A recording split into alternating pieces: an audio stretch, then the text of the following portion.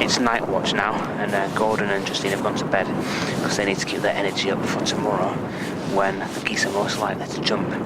But to make sure we have 24-hour coverage, I'm staying up all through the night watching just for any indication, and if there's any sign whatsoever, I've got to wake Justine and Gordon up and they'll jump straight into action.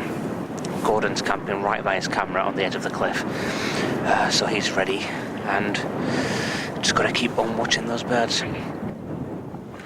I really want to see these birds jump with my own eyes.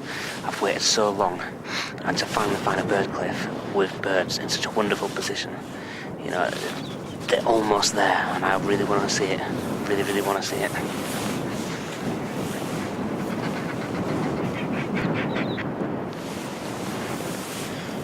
I've been watching these geese now for about 16 hours, and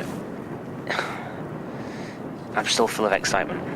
I'm still full of energy. I just want to see them jump. And it's quite cool every time the little babies come to the edge. You think, oh, is it going to happen right now? But it never quite happens. They always go back to the warmth of the mum.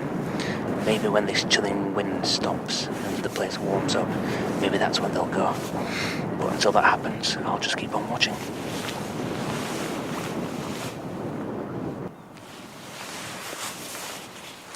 You know, there's probably a direct correlation between the length of my beard and how fat these chicks are getting with every blade of grass they eat. I just hope I don't end up looking like Santa Claus before they decide to jump from the nest. It really feels as though I'm on the top of the world. It's the most spectacular view at the moment. The sun just glinting over these white mountains. How many people get to sit on a cliff top in the Arctic for 24 hours without seeing any darkness? If I wasn't an insomniac before I came here, I'll almost certainly be one when I go back. And it feels as though everybody is asleep except for me. Even the geese, probably the polar bears. It's a really beautiful moment, so silent.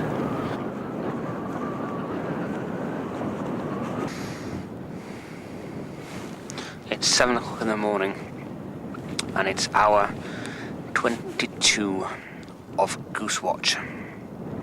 I just dropped off for a minute then, but luckily I woke up, and when I glanced across, there were a few of the babies just wandering a little bit further away from their mums, feeding on the grass. So I must try and force myself to stay awake. They seem to be getting a bit more active now. The wind's settling a little bit, but not too much, so I wonder if that's having an effect.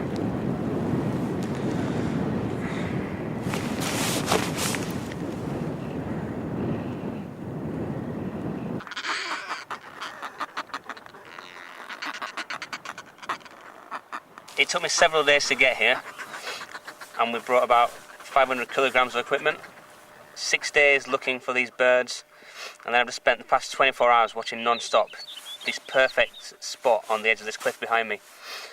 And then I went to bed last night for a few hours, and when I woke up I got the bad news that the birds had just jumped so fast, so quick, without any warning whatsoever, that the cameras, you couldn't even switch them on fast enough to get the behaviour.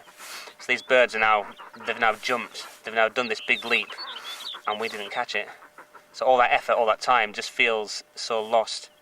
But I guess we just need to be optimistic again, because somewhere out there must be other birds, there must be other cliffs that we can go and find. So the challenge is on again to go and recce more areas and just keep pushing to see if we can find some more birds. But at the moment I just feel pretty worn out, pretty achy, pretty down. But you just need to keep going, really.